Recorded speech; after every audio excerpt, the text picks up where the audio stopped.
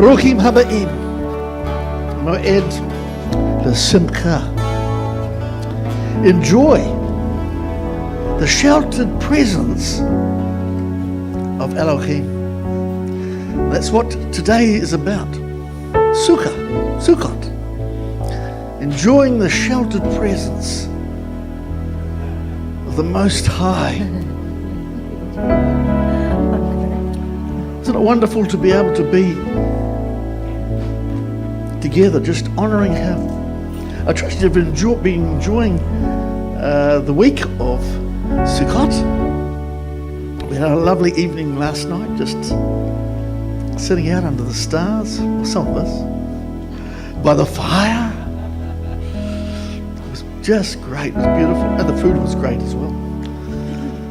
So just enjoy the presence of each other and realize that you bring the presence of Yeshua with you. Let's honor Him today. Yes, let's sing.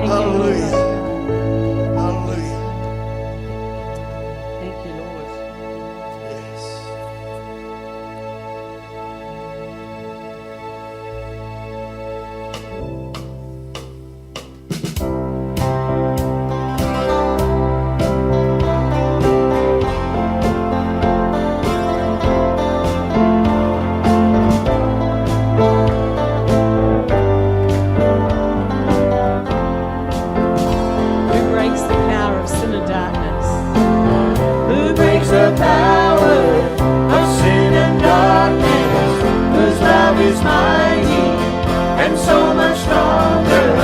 The King of glory, the King of our whole King. Who shakes the whole earth with holy thunder, who leaves us breathless in awe and wonder. The King of glory, the King of our King. This is amazing grace. This is amazing grace. This is unfailing love. That you would take my place, that you would bear my cross, you would lay down your life, that I would be set free. And sure I sing for all that you've done for me, all that you've done for me.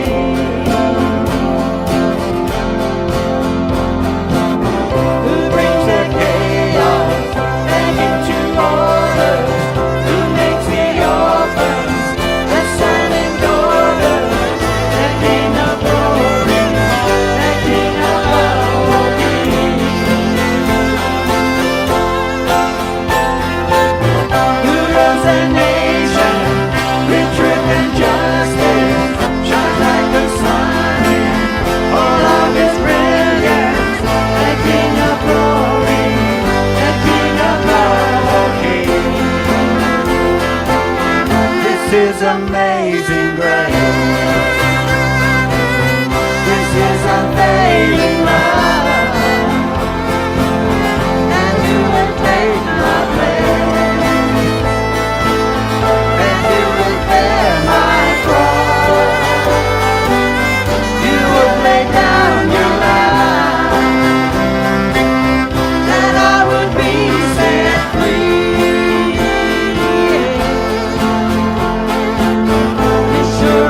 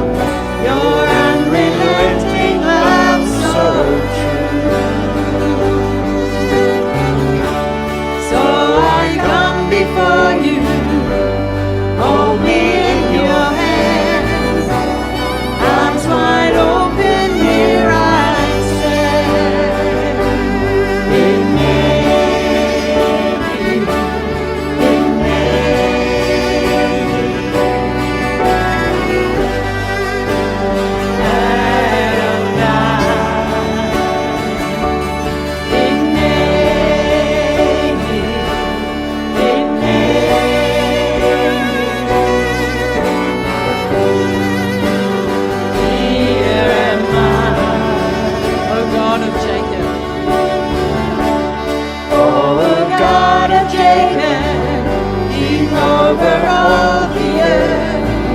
Your glory stretches past the sea. Who unlock the broken, you are beautiful.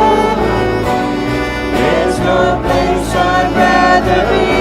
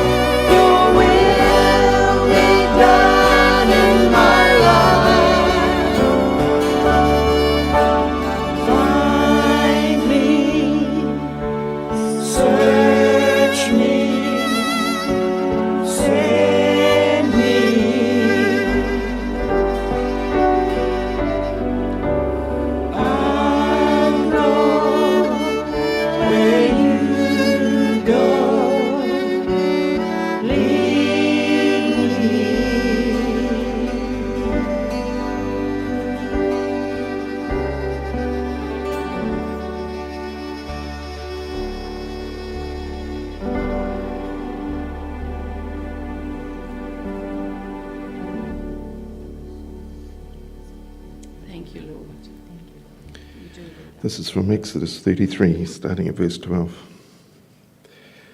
Moshe said to Adonai, "Look, you say to me, make these people move on, but you haven't let me know whom you will be sending me with. Nevertheless, you have said, I know your name, and also you have found favor in my sight. Now please, if it is really the case that I have found favor in your sight, show me your ways, so that I will understand you and continue finding favor in your sight. Moreover, keep on seeing this nation as your people." He answered, "Set your mind at rest. My presence will go with you after all." Moshe replied, "If your presence doesn't go with us, don't make us go on from here. For how else will it be known that I have found favor in your sight, I and your people, other than by going with us? That is what distinguishes us, me and your people, from all the other peoples on earth." Adonai said to Moshe, "I will also do what you have asked me to do, because you have found favor in my sight, and I know your name." But Moshe said, I beg you to show me your glory. He replied, I will cause all my goodness to pass before you, and in your presence I will pronounce the name of Adonai. Moreover, I will show favour to whomever I will, and I display mercy to whomever I will. But my face, he continued, you cannot see, because a human being cannot look at me and remain alive. Here, he said, is a place near me. Stand on the rock. When my glory passes by, I will put you inside a crevice in the rock and cover you with my hand until I have passed by. Then I will remove my hand, and you will see my back, but my face is not to be seen. I'm reading from Exodus 34, starting at verse 1. Adonai said to, can I say Moses? Is that okay? Adonai said to Moses, carve for yourself 2 tablets of stone like the first ones, and I will write upon them the words that were on the first tablets which you broke. Be ready by the morning, come up to Mount Sinai, and present yourself there to me on top of the mountain. No one is to come up with you, and do not let anyone be seen throughout the entire mountain. Even the flocks and herds must not graze in front of that mountain. So he carved 2 tablets of stone like the first. Then Moses rose up early in the morning, went up onto Mount Sinai as Adonai had commanded him, and took in his hand the 2 tablets of stone. Then Adonai descended in the cloud, stood there with him as he called upon the name of Adonai. Then Adonai passed before him and proclaimed, Adonai, Adonai, the compassionate and gracious God, slow to anger and abundant with loving kindness and truth, showing mercy to 1,000 generations, forgiving iniquity and transgression and sin, yet by no means leaving the guilty unpunished, but bringing the iniquity of the fathers upon the children, and upon the children's children to the 3rd and 4th generation. Then Moses quickly bowed his head down to the earth and worshipped. He said, If now I have found grace in your eyes, my Lord, let my Lord please go within our midst, even though this is a stiff-necked people. Pardon our iniquity and our sin, and take us for your own inheritance. Then he said, I am cutting a covenant. Before all your people I will do wonders such as have not been done in the earth or in any nation. All the people you are among will see the work of Adonai, for what I am going to do with you will be awesome. Obey what I am commanding you today. Behold, I am going to drive out the Amorites, Canaanites, Hittites, Perizzites, Hivites, and Jebusites before you. Watch yourself and make no covenant with the inhabitants of the land where you are going, or they will become a snare among you. Instead, you must break down their altars, smash their pillars, and cut down the Asherah poles. For you are to bow down to no other God, because Adonai is jealous for his name. He is a jealous God. See that you do not make a covenant with the inhabitants of the land. Otherwise, when they prostitute themselves with their gods and sacrifice to their gods, someone will invite you, and you will eat from their sacrifice. Do not take their daughters for your sons, for their daughters will prostitute themselves with their own gods, and cause your sons to prostitute themselves with their gods. You are not to make for yourself metal gods. You are to keep the feast of Matzot. For 7 days you are to eat Matzot as I commanded you, at the time appointed in the month of Aviv. For in the month of Aviv you came out from Egypt. Every firstborn from the womb is mine, and from all your cattle you are to sanctify the males, the firstborn of the ox and sheep. A firstborn donkey you are to redeem with a lamb, but if you do not redeem it, then you are to break its neck. You must redeem all the firstborn sons. No one should appear before me empty-handed. For 6 days you will work, but on the 7th day you will rest. During ploughing time and harvest you must rest. You are to observe the feast of Shavuot, which is the first fruit of the wheat harvest, as well as the feast of ingathering at the turning of the year. 3 times during the year, all your males are to appear before Adonai Elohim, God of Israel. For I am going to cast out nations before you, then enlarge your territory. So no one will covet your land, where you will go up to appear before Adonai your God 3 times a year. You are not to offer the blood of my sacrifice with hametz, nor should the sacrifice of Passover festival remain until morning. On the 2nd day, you are to offer 12 young bulls from the herd, 2 rams, and 14-year-old male lambs without flaw, with their grain and drink offerings, with the bulls, rams, and lambs, as appropriate by their number according to the regulations, plus 1 male goat as a sin offering, as well as the regular burnt offering with its grain and drink offerings. And on the 3rd day, offer 11 bulls, 2 rams, 14-year-old male lambs without defect, with their grain and drink offerings, with the bulls, rams, and lambs, the number specified, and a male goat as a sin offering, in addition to the regular burnt offering with its grain and drink offerings. On the 4th day, 10 bulls, 2 rams, a 14-year-old male lamb without flaw, their grain offerings and drink offerings with the bulls, rams, and lambs by their number according to the regulations, and 1 male goat as a sin offering, the regular burnt offering with its grain and drink offerings. I keep hearing this as a song. On the 2nd day of Hanukkah. Sorry about that.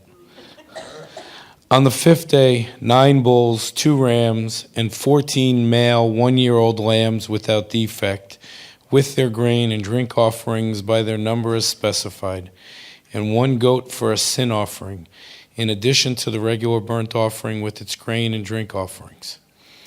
On the 6th day, 8 bulls, 2 rams, 14 male lambs, a year old without defect, with the bulls, rams, and lambs, their grain and drink offerings according to those numbers specified, and 1 goat for a sin offering with the regular burnt offering and its grain and drink offerings. On the 7th day, 7 bulls, 2 rams, 14 male lambs without defect, a year old, plus their grain and drink offerings for the bulls, rams, and lambs according to the numbers specified, in addition to 1 male goat for a sin offering and the regular burnt offering with its grain and drink offerings.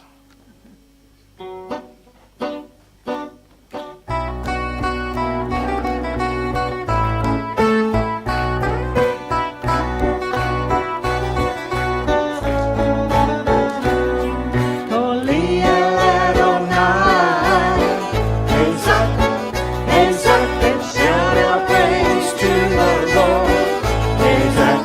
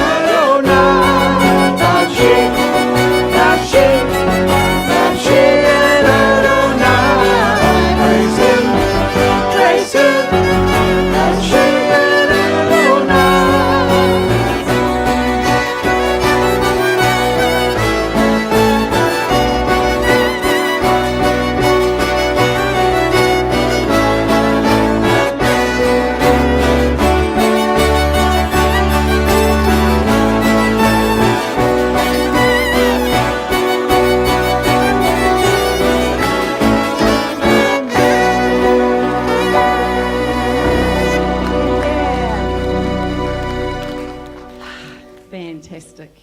You may be seated. Ezekiel chapter 38, verse 18. In that day, when God comes against the land of Israel, it is a declaration of Adonai. My fury will rise up in my nostrils, in my jealousy, and the fire of my wrath I have spoken. Surely in that day there will be a great earthquake in the land of Israel. The fish of the sea, the birds of the heavens, and the beasts of the field, all creeping things that creep around upon the ground, and all humans upon the face of the earth will shake at my presence. The mountains will be thrown down. The steep places will fall. Every wall will fall to the ground. I will call for a sword against him throughout all my mountains. It is a declaration of Adonai. Every man's sword will be against his brother. I will punish him with pestilence and blood, and I will pour out rain on him, on his troops, and on many peoples with him, a torrential rain, with hailstones, fire, and brimstone. So I will magnify and sanctify myself. I will make myself known in the eyes of many nations, and they will know that I am Adonai. You, son of man, prophesy against Gog and say, thus says Adonai Elohim, behold, I am against you, Gog, chief prince of Meshech and Tubal. I will turn you around, drive you along, and lead you up from the extreme north. I will bring upon you, upon the mountains of Israel. Then I will strike your bow from your left hand and make your arrows drop from your right hand. You will fall on the mountains of Israel, you, all your troops, and the people that are with you. I will give you as food to all kinds of birds of prey and to the beasts of the field. And you will fall on an open field. For I have spoken. It is a declaration of Adonai. I will send fire on Magog and those who live securely in the islands. Then they will know that I am Adonai. And so I will make my holy name known among my people, Israel. I will not let my holy name be profaned anymore. The nations will know that I am Adonai, the Holy One in Israel. Behold, it is coming. It will be done. It is a declaration of Adonai. This is the day that I have spoken about. The inhabitants of Israel's cities will go out and kindle fires with weapons, shields and breastplates, bows and arrows, war clubs and spears. They will make fire with them for 7 years. They will not take wood out of the field or cut anything from the forest, for they will make a fire from the weapons. They will plunder those who plundered them and loot those who looted them. It is a declaration of Adonai. On that day, I will give Gog a burial place there in Israel, the valley of the travelers east of the sea. It will block those who travel through, since they will bury Gog and all the multitude there. Then they will call it the Valley of Hamoed. The house of Israel will bury them for 7 months in order to cleanse the land. All the people of the land will bury them. It will be memorial. It will be memorable for them. A day when I am glorified. It is a declaration of Adonai. Men will continually set apart to travel through the land and bury the travellers remaining on the face of the land. Might not be a good idea to travel there at that time, maybe. Unless you're an Israelite. Men will continually set apart to travel through the land and bury the travellers remaining on the face of the land in order to cleanse it.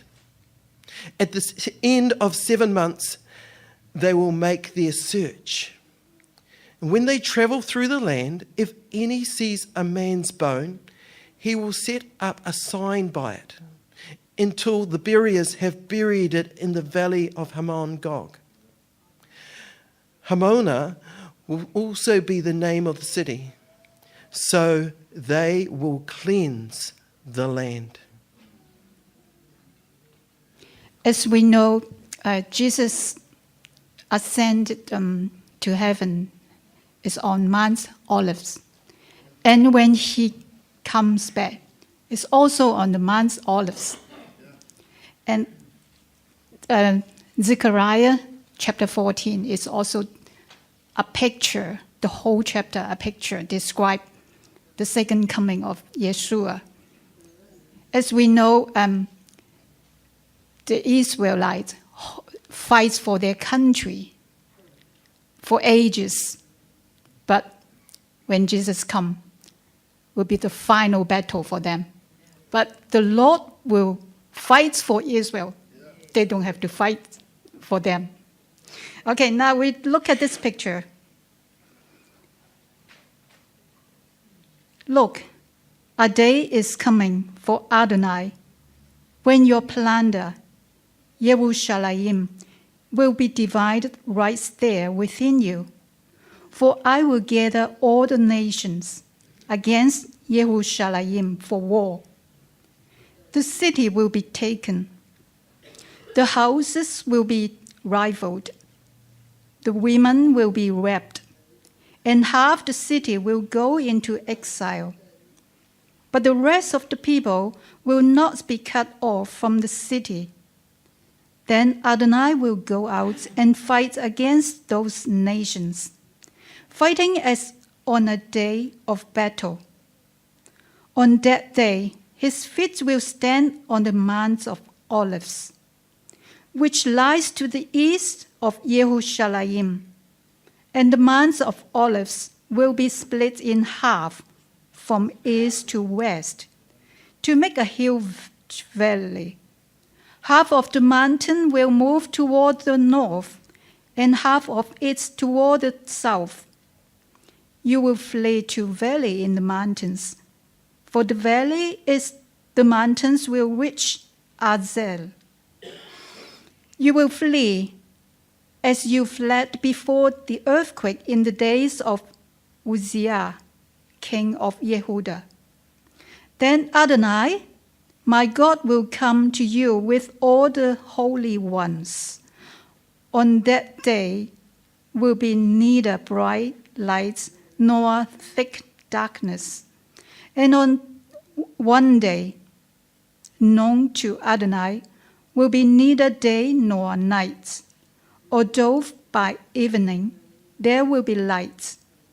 On that day, fresh water will flow out from Yerushalayim, half toward the eastern sea and half toward the western sea, both summer and winter.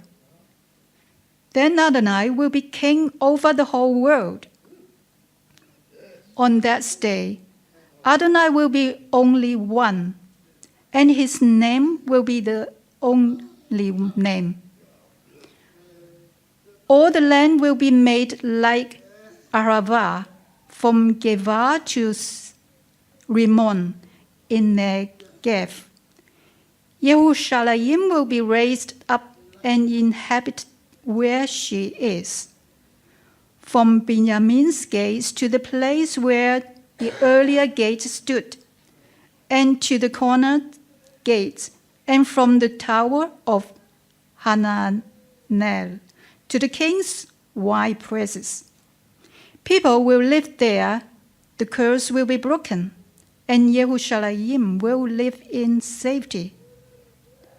Adonai will strike all the peoples who make war against Yerushalayim with a plague in which their flesh rots away while they are standing on their feet. Their eyes rot away in their sockets, and their tongues rot away in their mouths. When that day comes, there will be among them great panic, sent by Adonai, so that everyone lays hands on his neighbor, who in turn attacks him. Yehudah, too, will fight against Yerushalayim, and the wealth of all the nations will be assembled, gold, silver, and clothing in great abundance. A plague like this plague will also affect the horses, mules, camels, donkeys, and all the other animals in those camps. Finally, everyone remaining from all the nations that came to attack Yerushalayim will go up every year to worship the King Adonai Tsevaot, and to keep the festival of Sukkot. If any of the families of the earth does not go up to Yerushalayim to worship the King Adonai Tsevaot, no rain will fall on them.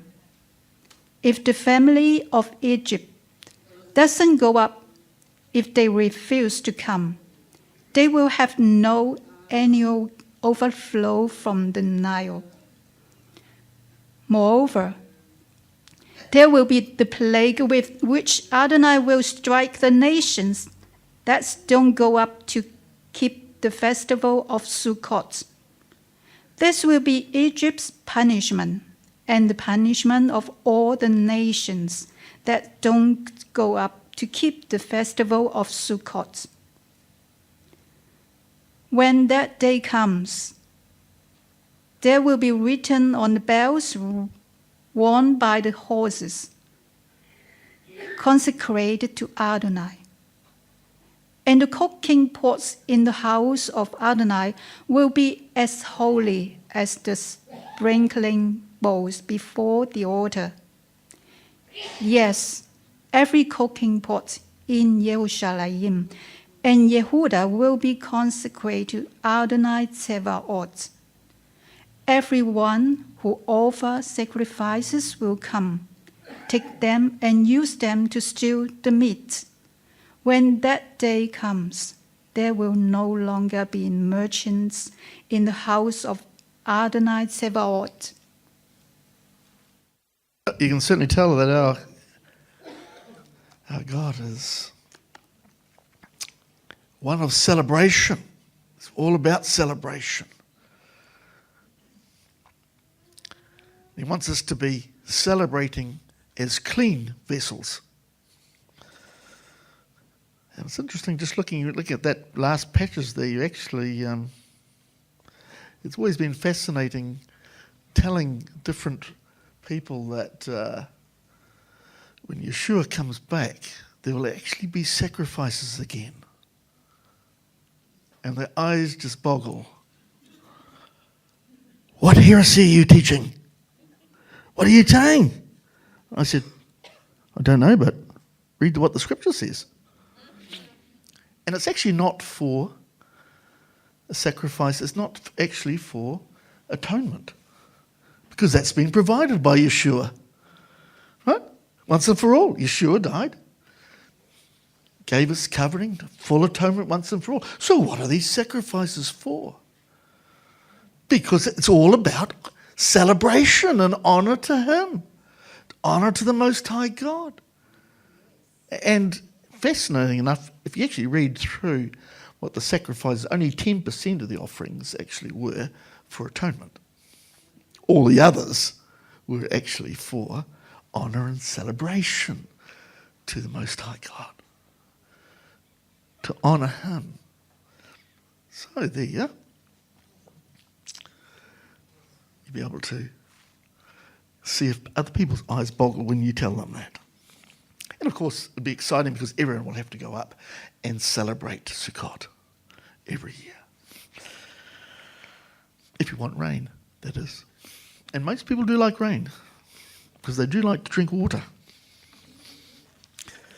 Wonderful. We're in Mathew chapter 17, 2 witnesses and a voice from heaven. After 6 days, Yeshua takes with him Peter, Yaakov, and Yochanan, his brother, and brings them up a high mountain by themselves. Now he was transfigured before them. His face shone like the sun, and his clothes became as white as the light. And behold, Moses and Elihu appeared to them, talking with Yeshua. Peter responded to Yeshua, Master, it's good for us to be here. If you wish, I'll make 3 Sukkot here, one for you, one for Moshe, one for Elihu. While he was still speaking, suddenly a bright cloud overshadowed them. And behold, a voice from out of the cloud saying, This is my son whom I love. With him I am well pleased. Listen to him. When the disciples heard this, they fell down terrified. But Yeshua came and touched them. Get up, he said. Stop being afraid. And lifting their eyes, they saw no one except Yeshua alone. As they were coming down from the mountain, Yeshua commanded them, saying, Do not tell anyone about the vision until the Son of Man is raised from the dead. The disciples questioned him, saying, Why then do the Torah scholars say that Elijah must come first? Yeshua replied, Indeed, Elijah is coming and will restore all things. I tell you that Elijah already came and they didn't recognize him, but did to him whatever they wanted. In the same way, the Son of Man is about to suffer at their hands. Then the disciples understood that he was speaking to them about John the Immerser. Anticipating hostility at Sukkot. After these events, Yeshua was walking about in the Galilee. He did not want to walk in Judea because the Judean leaders wanted to kill him. Now the Jewish Feast of Tabernacles was near. Therefore his brothers said to him, Leave here and go to Judea, so your disciples may see the works you are doing. No one who wants to be well known does everything in secret. If you are doing these things, show yourself to the world. For not even his brothers were trusting in him. Therefore Yeshua said to them, My time has not yet come, but your time is always at hand. The world cannot hate you, but it hates me because I testify that its works are evil. You go on up to the feast. I'm coming to this feast because my time hasn't yet fully come. I'm not going to the feast because my time has not fully come. After saying these things, he stayed in the Galilee. But after his brothers went to the feast, he also went. Not openly, but secretly. Then the Judean leaders were searching for him at the feast and kept asking, Where is that fellow? There was a lot of murmuring about him in the crowds. Some were saying, He is good, but others were saying, Not so. He leads the people astray. Yet no one spoke openly about him for fear of the Judean leaders. About halfway through the feast, Yeshua went up to the temple and began teaching. Then the Judean leaders were amazed, saying, How does this man know so much, having never been taught? Yeshua answered, My teaching is not from me, but from him who sent me. If anyone wants to do his will, he will know whether my teaching comes from God or it is myself speaking. Whoever speaks for himself seeks his own glory, but he who seeks the glory of the one who sent him, he is true, and there is no unrighteousness in him. continuing a bit later on in the chapter. That's better be able to see my words now. Starting at verse 31. Excuse me. And many of the crowd believed in him and said, "When the Messiah comes, shall he do more signs than these which this one did?" The Pharisees heard the crowd muttering these matters concerning him, and the Pharisees and the chief priests sent officers to seize him. Therefore Yeshua said to them, "Yet a little while I am with you, and then I go to him who sent me. And you shall seek me, and you shall not find me. And where I am, you are unable to come." The Yehudim therefore said to themselves, "Where is he about to go, that we shall not find him? Is he about to go to the dispersion among the Greeks, and to teach the Greeks? What is this word which he has said? You shall seek me, and you shall not find me, and where I am, you are unable to come." And on the last day, the great day of the festival, Yeshua stood and cried out, saying, "If anyone thirsts, let him come to me, and let him who believes in me drink. As the scripture said, out of his innermost shall flow rivers of living water." And he said this concerning the Spirit, which those believing in him were about to receive. For the set-apart Spirit was not yet given, because Yeshua was not yet esteemed. Many from the crowd, when they heard the word, said, "This only is the prophet. This truly is the prophet." I'll have to get my new glasses, I think. Others said, "This is the Messiah." But others said, "Does the Messiah then come out of Galilee? Do not the scriptures say that the Messiah comes from the seed of David and from the village of Bethlehem, for where David was?" So a division came about among the people because of him. It is interesting, the bread of life was born in the house of bread, which is what the meaning of Bethlehem is. We now have the privilege of a lovely speaker. Gaynor is going to come and minister to this morning.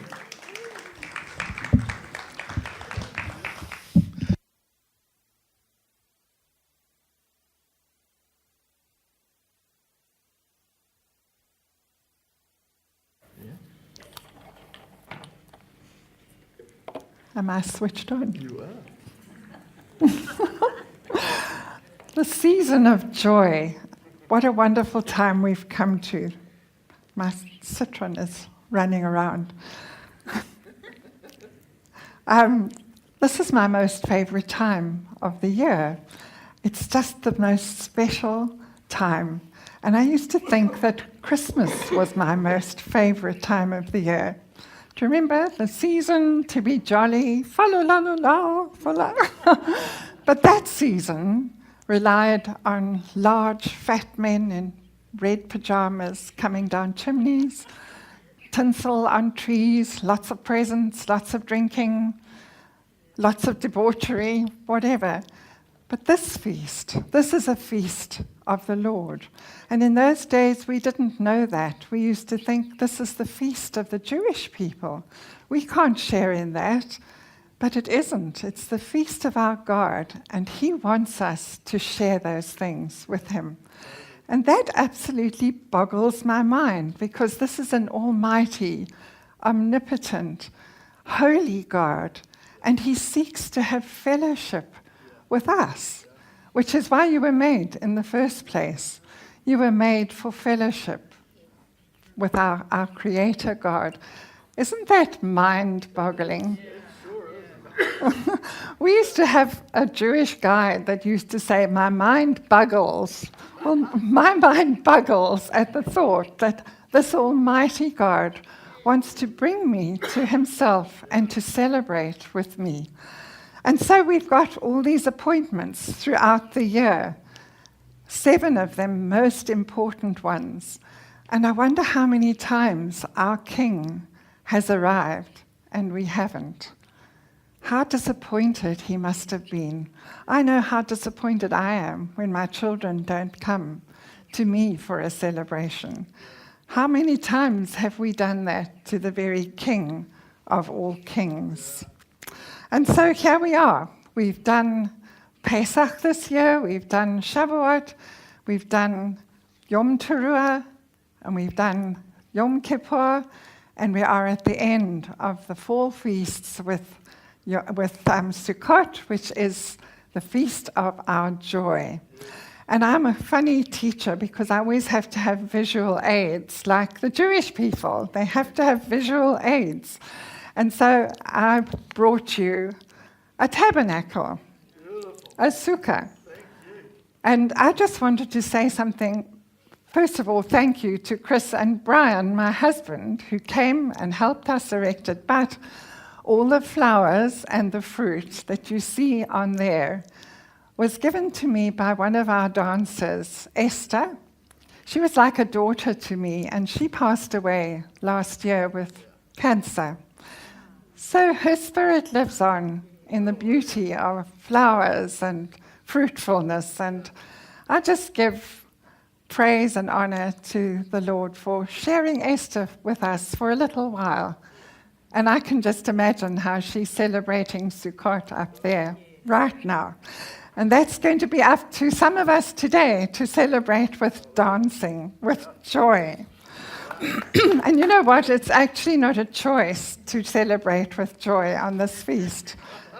It's not a choice to rejoice. So I'm not going to let you have long faces. And a lot of you have got some flags, and we're going to hope that you're going to come out and dance with those flags. So, how do you express joy if you don't show it in some ways? So this special feast was also the Feast of Ingathering. It was the harvest festival, and they had gathered in all the crops. And so that's why we have fruit and flowers in the sukkah. But it's very prophetic, too, of the last ingathering of souls before the kingdom comes. And so it's also got that in the background. But there are three things that really stood out to me when I was preparing the notes for Sukkot. There are three themes that run throughout the festival. And that is, it's past, you look back, it's present, and it's in the time now, but it's prophetic in the future. And so we look back at the past to start with. And it wasn't long after the children of Israel were taken out of Egypt by Moses into the desert, and they were camped at the base of Mount Sinai. I'm actually tired of holding this etrog. Will somebody hold it for me? I can't come to you because I'm strapped in here. Thank you. I'll use it just now. I have to have my hands, that's why. Anyhow, they were camped at the base of Mount Sinai, and Moses came down with the tablets, and this is what it says. Moses went back, and he summoned the elders of the people and set before them all the words that the Lord had commanded him. And all the people answered together, "We will do everything that the Lord has spoken." So Moses took back their words to the Lord. And so that, in actual fact, was their commitment to the covenant and his commitment to us. And it's very much celebrated on the festival of Shabbat as the beginning of Judaism, as the betrothal of Israel as a nation to their bridegroom, the God of Israel. And so it was like a marriage covenant that they accepted the Torah to live by it. It was like one would have a ketubah, which is the marriage covenant given to a bride. And I think about my daughter, Vanessa, when she got engaged to John, he presented her with a ketubah, a proper written out ketubah. We were all there on the occasion. He read all the terms and conditions, which were beautiful, and one of them was he would look after her parents. Written in black and white. And thereafter, he presented Brian with some perfectly new silver coins. and he paid the bride price, which was an amazing thing. But we have had that bride price paid for each one of us, a costly price, the price of Yeshua's death. And so we need to accept that betrothal, that we are betrothed to the God of Abraham, Isaac, and Jacob. And so, shortly after they had accepted the covenant, the Lord asked them to build him a sanctuary, a tabernacle. And why would he want to do that? He said because he wanted to dwell amongst his people, to dwell amongst his bride. And so that's why the first tabernacle, the temporary one, was built by Moses according to the pattern in heaven. Eventually that became the temple in Jerusalem. And on the very day that it was dedicated by Solomon, it was the Feast of Tabernacles. By coincidence? I don't think so. I think it was a God-ordained plan. And so, this is what it says in 1 Kings. So Solomon observed the festival at that time, and all Israel with him, a vast assembly, people from Lebo Hamat to the Wadi of Egypt. They celebrated it before the Lord our God for 7 days and 7 more, just to make sure that you did it proper. On the following day, he sent the people away. They blessed the king and they went home, joyful and glad in heart for all the good things the Lord had done for his servant David and his people Israel. But sadly, that temple was destroyed because the people had gone away from him and they were taken into exile and the temple was no more. And then Ezra and Nehemiah came back and they rebuilt the temple. It wasn't as glorious as Solomon's temple, but it was erected again. And this is what it says. They kept also the Feast of Tabernacles. How important is this feast that God brings them back at the time to celebrate the Feast of Tabernacles, as it is written. And they offered daily burnt offerings by number, according to the custom, as the duty of every day required. And so we see how important this time is. It's a time when the Lord looks forward to drawing his bride to him, his people, to rejoice. I think he likes parties. I'm sure he's a party person. And so he loves to see us rejoice before him as his children. So the lesson of the Sukkah is that our protection, our provision is not in 4 walls. As you can see, there's only 3. Not in bricks, not in cement. The open leaves at the top make sure that you can look through them and see the heavens and know that that's where your covering comes from. Not from a roof over your head. It's like a wedding chuppah, if you like, of protection over you. And so that's the teaching of the Sukkah. It's to have faith in God as your provider, as your protector. And so we look in the past, as we've gone back into history, we think about all those people out in the outlying lands around Jerusalem and further afield, and they would wait anxiously to hear the shofar being sounded from the temple. And when they heard that shofar, there would be great excitement. There would be watchmen around on the hills around Jerusalem, and they would be listening for the shofar.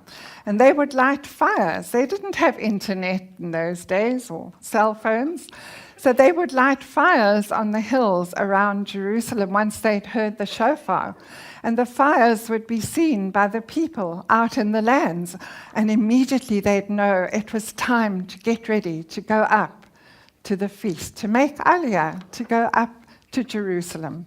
But it wasn't just an ordinary feast, it was celebrated with joy. So they would put on their finest outfits. They would decorate the horns of the cattle with gold, and they would set aside all through the harvest special produce. And they would tie that special piece of fruit or whatever with a golden cord because it was set aside to take up to the temple as an offering. You never came empty-handed. You came with an offering. And so can you imagine the excitement? I'm so jealous because I would love to be in that throng going up to Jerusalem. The women dancing and with tambourines and the men singing all the psalms from the Psalms of Ascent, which is 120 to 134. How exciting. Have we lost just a little bit of that excitement? You know, in South Africa, we're quite conservative.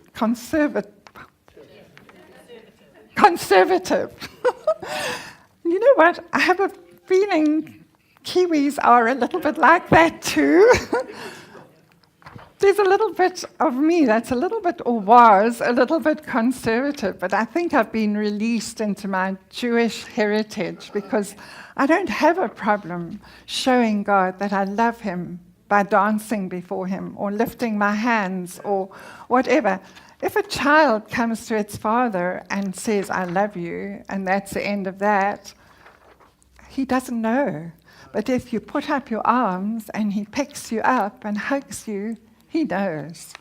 And so maybe it's time we got a little bit freer. Maybe it's time we released our own inhibitions, which I always had, and I've been able to release them. So I'm not criticizing. I'm just saying maybe it's time to be a little Jewish. Who's that? Okay, looking back still, could this be the time of Yeshua's birth? It's not a doctrine to be preached or whatever. If it had been, we would have been told, especially. But to me, it's a season of our rejoicing. That makes sense to me. Looking at all the calendars and the commentators and the teachers of the word, there's a lot of people that believe this is the time when Yeshua could have been born. So it's not a reason to get all into a stew about it, but maybe. Who knows? It's also a time of looking back into the past and thanking the Lord for the rains that have been passed, for the harvest that was collected. It's the time when, and the only feast, when the Gentile nations were considered, and all of those sacrifices were on behalf of the Gentile nations, which is saying that there's something in the future happening, prophetic. They're going to bring in other nations, and we're going to be as one, Jew and Gentile, one new man. And there was one other special thing that happened during the feast when the temple still stood in Jerusalem, and that was the water ceremony. And people would rejoice all night long with great celebration, with singing and dancing. There'd be huge menorahs, 75 feet high, lit up, which cast the light for miles around. And towards the dawn, the priest would take a golden pitcher and he would go down through the water gate to the pool of Siloam at the bottom. He would pick up the water in the pitcher and he would come up. Now, normally they would be pouring the wine on the altar throughout the year. But at the Feast of Sukkot, they would bring water and wine and pour both on the altar. And we can see a perfect picture of Yeshua in the water and the wine. But it was also to proclaim for the new season coming the blessing of rain, of water. And so we see that's when Yeshua stood up at that very time when the water ceremony was happening. And it says in John 7, which we read this morning, on the last and greatest day of the festival, Yeshua stood and said in a loud voice, "Let anyone who is thirsty come to me and drink. Whoever believes in me, as Scripture has said, rivers of living water will flow from them. Living water is very different. In fact, you can't have a baptism or a mikveh in Israel unless you have got flowing, living water. In fact, I've got to tell you a story about living water. My daughter was getting married in South Africa, and she wanted to go through the waters of the mikveh before she got married. And she said, there's one place, and this was in a very beautiful public garden, it was a botanical garden at the base of the Cape Mountains, Table Mountain. And she said, there's a place in there called Lady Anne Barnard's Bath, and I want to be mikvah'd in this bath. And I said, well, that's cool, but you know you have to go through the waters of the mikveh with not one stitch of clothing on. What are you going to do? I mean, this is a public place. You can't do that. And she said, no, but I need to. It's flowing water, and it's where I want to be mikvah'd. It was absolutely beautiful. Anyhow, we put it on the little list of things that she wanted for her wedding day. And lo and behold, a lady joined our dance team, and her father was the caretaker of the botanical gardens. So at 5 o'clock in the morning, my daughter and I and another friend and a guitarist went up into the mountains, and we mikvah'd my daughter before her wedding day. And that was absolutely amazing. Something that will stay with us forever. But that's living water. We can't be baptized or mikvah'd in stale water.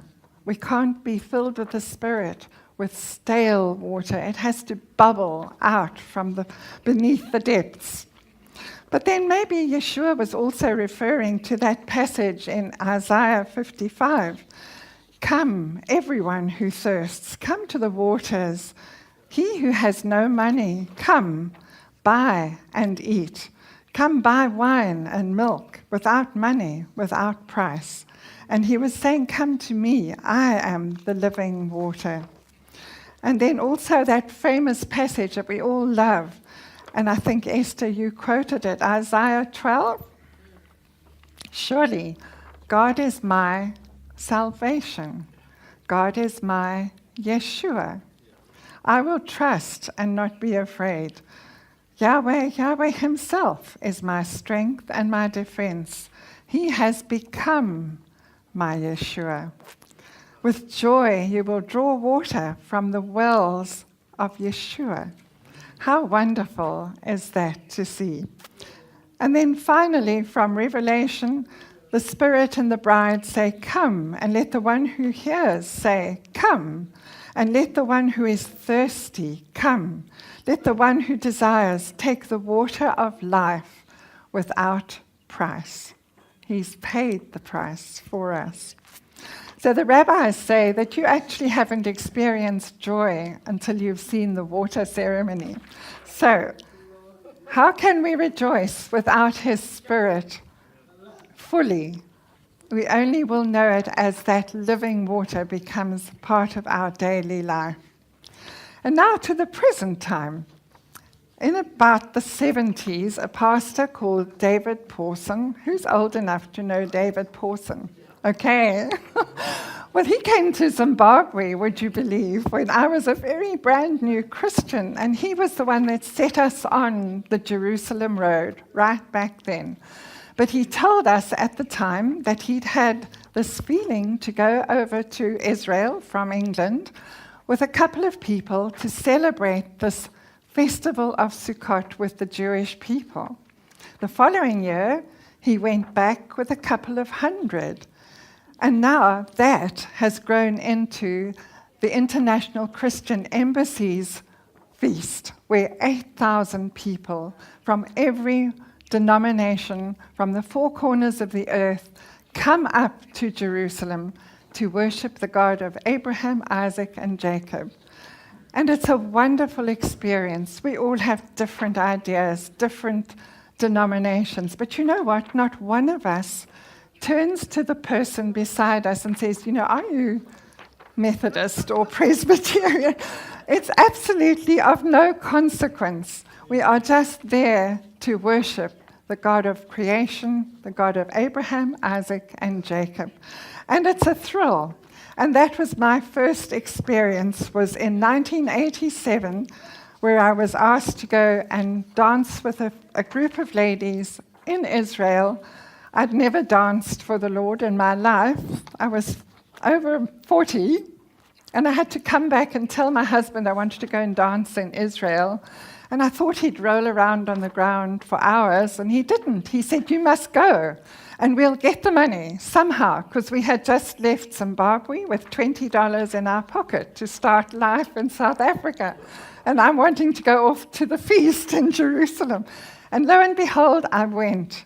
And when I saw that worship that was there in the olden days, I'm being awful now, but things have changed. And there was such pageantry, such holiness. I can't tell you what it was like. And I caught that vision and came home and started another team, the Jubilee Dance Team, in 1987. And from there, we were just sent all over the world, practically. I always tell the girls, join the dance team and see the world, because we actually do. Anyhow, and one of the things that happens in the feast in Jerusalem, there's a desert celebration. So everybody's out in the desert, 8,000 people, worshipping the God of Abraham, Isaac, and Jacob. Under the stars of that desert, I can't tell you what it feels like to be part of that throng. And as we were singing, I kept thinking of that song. We are the voice crying in the wilderness, "Prepare ye the way of the Lord." It was the most amazing experience. Sometimes we were just Israeli dancers down the street of Ben Yehuda Street in the middle of Jerusalem. And we would have the Jewish people come and dance with us. And then they would say to us, "But why are you dancing our dances?" And we'd say, "Because we love the God of Abraham, Isaac, and Jacob, the same as your God. We just believe that Yeshua has come before, and you know what? We're just one." And they would dance with great celebration with us. And when you go to Jerusalem, you'll see little sukkahs like that being built all over. It's such a wonderful time to go. And you'll see people carrying something called an etrog, which is there. This is not an etrog. This is, for one thing, fake. But for another thing, it is a lemon here. But it is of the citrus family, an etrog. Maybe it's called a citron, I think, as well. It has the most wonderful fragrance, and that's why it is carried by all the people on their journeys to the synagogue and to celebrate at the wall. You'll see them carrying this etrog. It's chosen with such care. They get out their little magnifying glass and they look at it, and sometimes those little etrogs cost up to $100, $200, because it's so precious to them. It symbolizes the fruitfulness that they have received over the last year. It symbolizes fragrance. And it also has another meaning, and that is that it is the heart. So they're carrying their heart because it speaks of the wisdom that you've learned. It speaks of the command center of your being. It is the heart of the matter. And so we need to be a fragrance of God's heart among people. So Corinthians says we are to God the pleasing fragrance of Yeshua amongst those who are being saved and those who are perishing. Can you have my citron back again? Thank you. Now this is called a lulav. It's probably not quite as beautiful as the ones that you see in Israel because they're much longer. And they're made up of a palm branch, which is that one, and a willow, which is that one. And we actually don't have myrtle here, but this is very similar to the myrtle leaf. And those are, the straight branch represents the backbone. the strength and the uprightness of people. The myrtle is like a shape of an eye, and what your eye sees feeds your soul. So it's the eye that is important. What you look at will feed your soul. And then the weeping willow, they say, is representing our lips to praise the Lord, to give worship to the Lord. And so they would carry these around, but it's very significant too that each one is different. And the rabbis believe that some people understand Torah and they study Torah, but they don't have any fruit in their lives. Other people have just fruit in their lives, but they're not even reading the Torah. And other people have both. But they see we're all bound together as one. And even although we have different gifts and different attributes and we're different people, we are one in his hand, under his canopy, under his sukkah. So that's what the lulav is all about. And it is in the Torah. So the Jewish people actually really look forward to the Christians coming for this Sukkot celebration, because they say that the whole temperature of spirituality rises when the Christians come. Whereas before, they used to be very wary of these Christians coming to do their feast. Now they actually look forward to it. And then halfway through the feast, they do a march right through the center of Jerusalem. 8,000 people, all with their banners of their various countries, going through, standing in solidarity with Israel. And so it's a wonderful experience to experience that. And the one year that I was marching with all these people, a Jewish lady pulled me off into the side, and she just asked me to hug her. And I hugged her. And when I looked down, she had the Holocaust stamp still in her arm.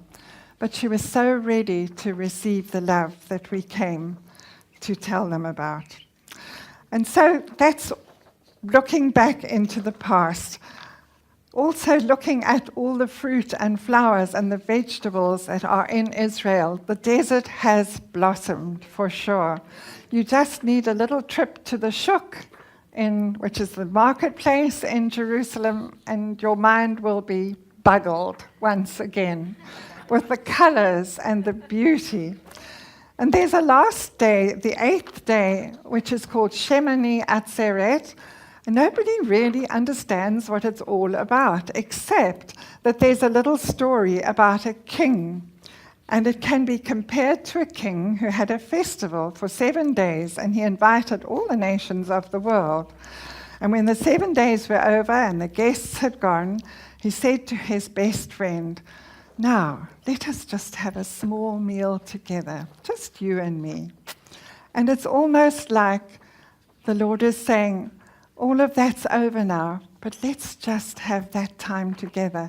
It's almost like he didn't want this feast to end. Let's just have another day. Let's just hang around for that one last little bit.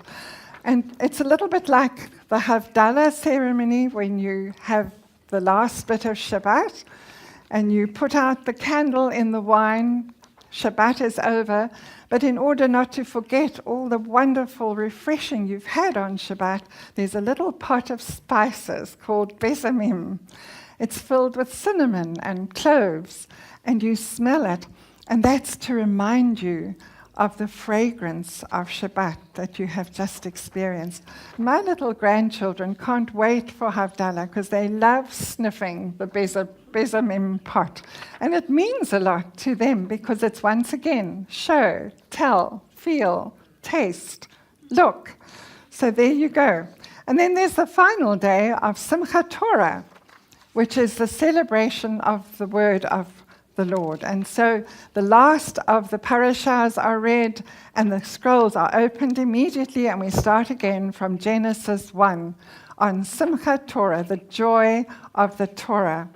And sometimes I've been there and I've gone down to the wall and I've just watched those men dancing with the Torah scrolls on their shoulders, with such joy and such reverence. And I think about the times when we've probably left our Bibles lying on the floor, haven't had great regard for them. But I also see that they will be dancing one day in the knowledge of the living Word of God with Yeshua. And so that's the past. But now what in the future? We read this morning about how we will go up to Jerusalem in the new millennium, in the kingdom to come, to celebrate the feast. And if we don't, there will be a price to pay because we won't have rain. So it's obviously a time of looking to the future, of the kingdom to come. And so we look around us and we see the signs of the times are getting closer and closer. Surely his coming is very soon. And as the bride, if we are the bride, I'm hoping we are the bride, we should be looking out for that sound from the temple, that sound of the shofar, so that we will be able to dance out and to meet him. But we must be aware, expecting his coming. Just like that little bride in days of long ago, the little Jewish bride didn't know when her wedding was to be. She didn't know when her bridegroom was going to come and get her. It was usually at the stroke of midnight, in the middle of the night, but she had to be prepared. She had to have her robes ready, which were given to her by her groom. She had to have her lamp filled with oil and put in the window so that he would know which house to come to. And she had to have that heart of expectation to be the bride. And so we need to have that. Each one of us needs to be looking forward to his coming. Jesus said, "Do not let your hearts be troubled. You believe in God. Believe in me as well. In my Father's house are many mansions. If it were not so, I would have told you that I am going there to prepare a place for you. And if I go and prepare a place for you, I will come back and welcome you into my presence, so that you may be where I am." So is Yeshua coming during the fall feasts? We don't know. He doesn't even know. He's waiting for his Father to tell him when to go and collect his bride. But it just makes a little bit of sense to me, because the first feasts have been fulfilled. The last 4 feasts are yet to be fulfilled. So I think in my little heart it's going to be at this time when the sound of the shofar is heard, and we will eventually be one with our bridegroom. And in Isaiah 25 it says, "On this mountain the Lord Almighty will prepare a feast of rich food for all people, a banquet of aged wine, the best of meats and the finest of wines. On this mountain he will destroy the shroud that enfolds all people, the blindfold, the sheet that covers all the nations. He will swallow up death forever. So the sovereign Lord will wipe away the tears," as Esther read to us, was it last week or the week before last? "From all faces. He will remove his people's disgrace from all the earth." What a time that will be when the King will reign. He will be crowned and we will be with him. And then there will be that marriage supper of the Lamb. And I believe it will be on Mount Zion in Jerusalem, as it says in Isaiah. And so I think this is a call to come back to your first love. How excited were you when you first gave your heart to the Lord? I couldn't stop telling everybody. I was such a complete bore. But I had to tell people. I was kind of disappointed that I wasn't perfect overnight, which I thought I was going to be. So it's taken 35, 40 years to get to the understanding that I'm never ever going to be perfect. But there are things that are changing. We are kind of cleaning up our bridal outfits a little bit as we go through life. But I just think that we're being called to that first love, that excitement. Once upon a time, I took the Jubilee dance team to Turkey, and we danced on all the sites of the 7 churches. We each one took one church to pray and fast over throughout the years that we were preparing. My church was Ephesus. And if you look in your Bible, you'll read at Ephesus, they were told to go back to their first love.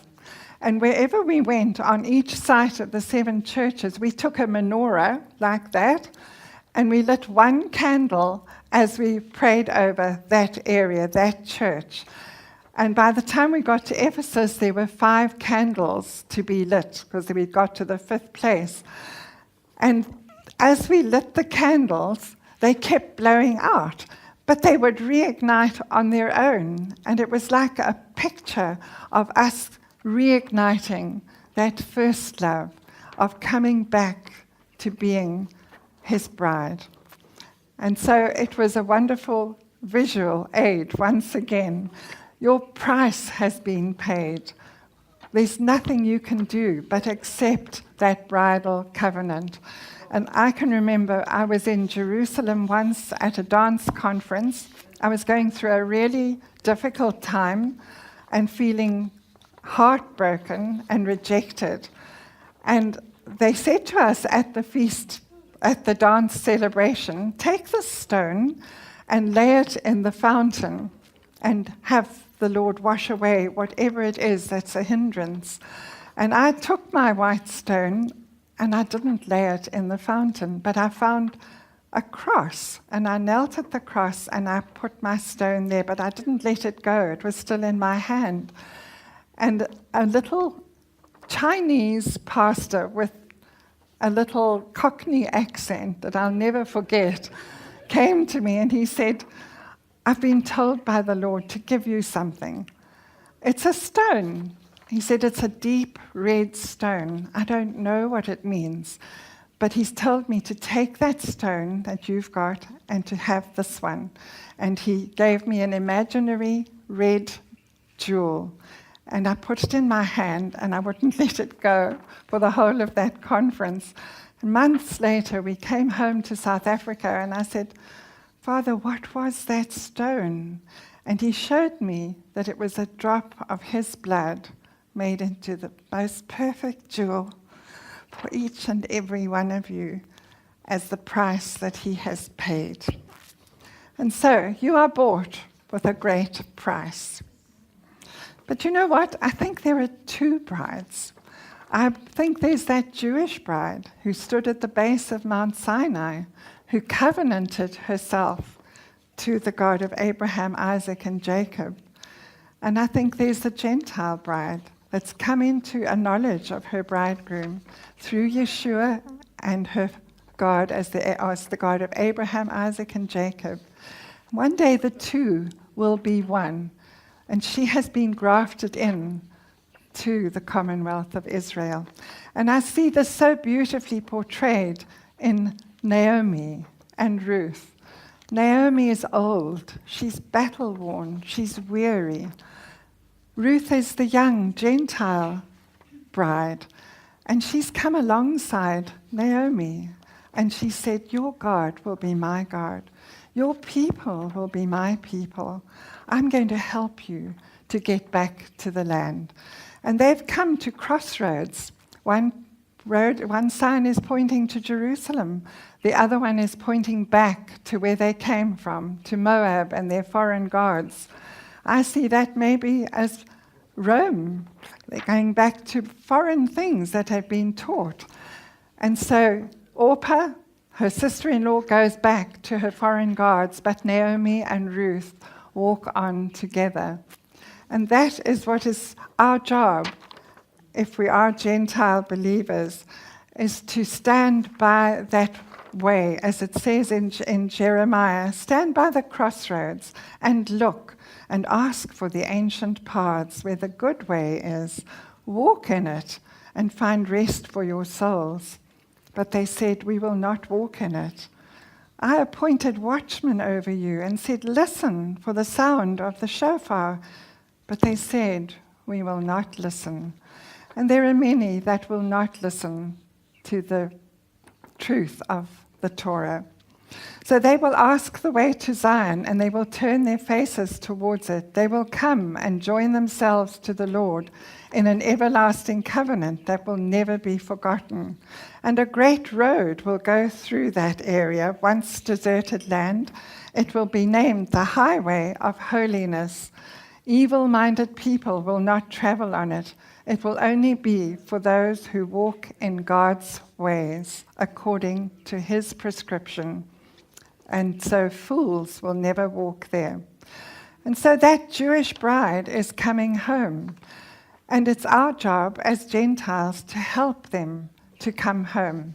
And once upon a time, we were the dance team on the ships that left from Haifa, and they went through the Black Sea to Odessa, where we put the Jewish olim, the ones that were making Aliyah back to Israel, on the ships. We carried their bags. We were there to put our arms around them, to teach them Israeli songs and dances going into their new culture that they had never experienced in Russia.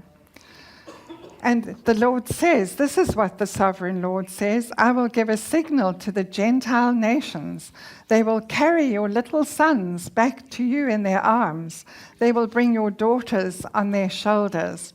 And as I was standing on the deck of the ship, I looked over the side, and up the gangplank was coming my son-in-law and another member of our dance team with a lame lady on her shoulders. And I just thought of that scripture. They will come back on the shoulders of the Gentiles. And so that's what our job is, to bring them back to the land. Once they're in the land, the Lord says he will sprinkle clean water on them.